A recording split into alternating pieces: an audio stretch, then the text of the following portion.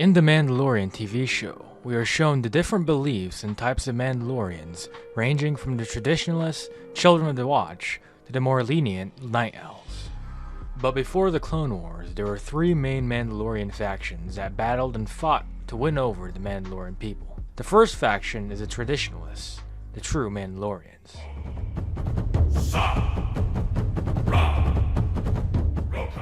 200 years before the rise of the Empire, the Mandalorians waged war on a species called the Ithulans.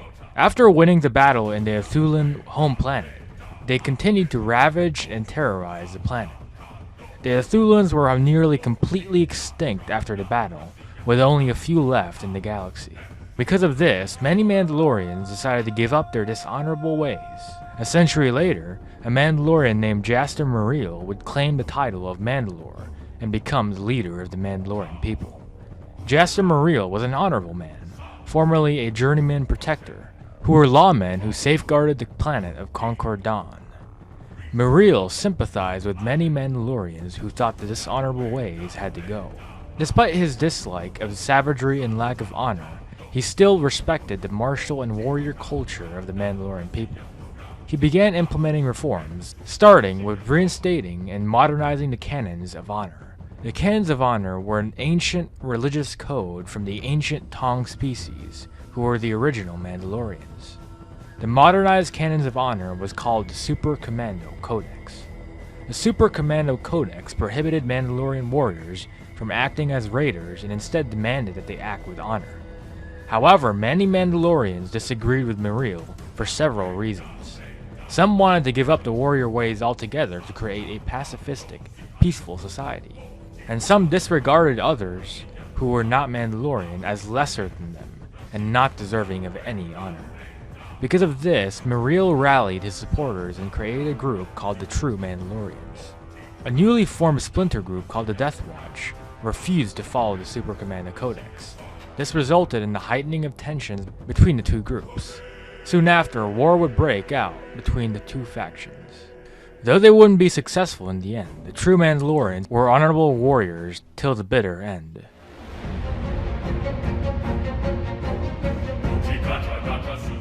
Like I mentioned earlier, many Mandalorians disregarded Muriel's Super Commando Codex, believing that non-Mandalorians are not deserving of any honor.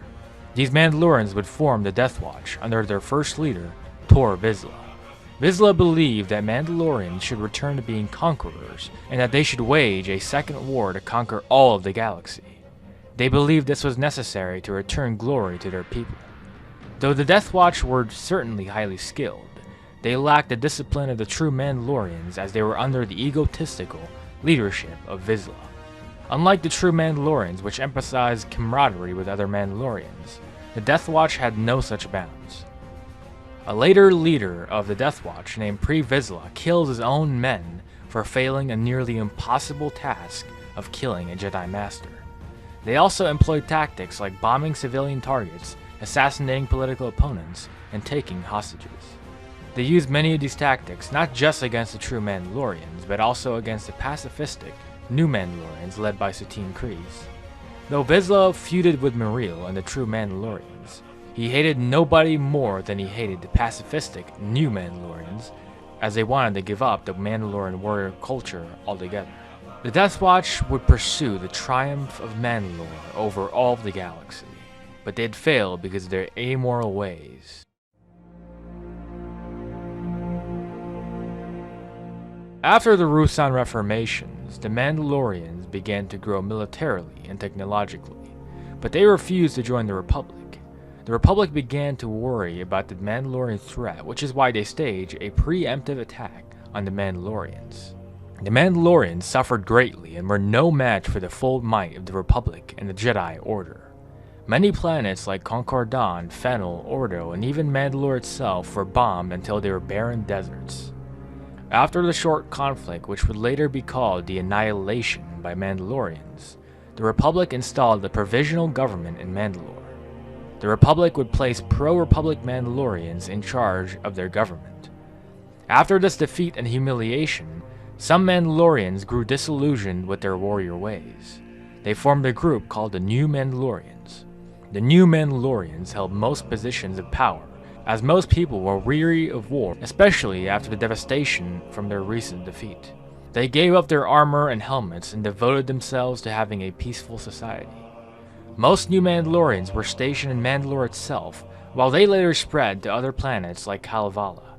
Because of this drastic change in government and attitudes, the Republic began to grow more friendly with the Mandalorian government.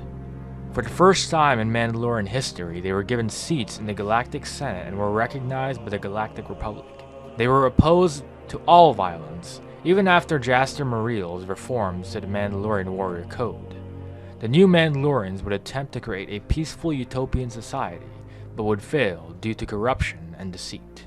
These were the 3 Mandalorian factions before the Clone Wars. Comment down below which Mandalorian faction you think would do the best job of leading Mandalore. This is the Entertainment Crew, signing out.